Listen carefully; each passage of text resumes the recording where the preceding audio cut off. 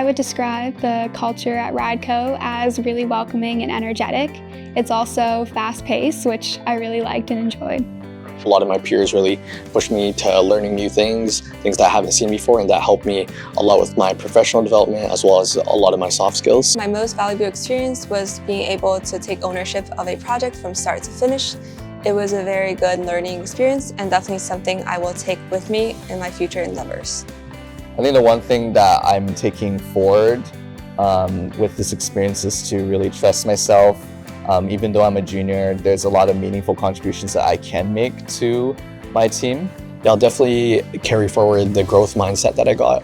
You can always ask anybody for help and they won't be hesitant. It's very collaborative. The unique thing about RideCo is the opportunity to make a real impact despite being a co-op. For my first few weeks, I was able to engage in work that made a real impact on clients and passengers. One thing that I'm taking away from this experience is to have an open mindset and always be welcoming to new tasks, even if you aren't as experienced in them or you don't know if you necessarily have the skills. There's so much to learn, and RideCo really helped me learn.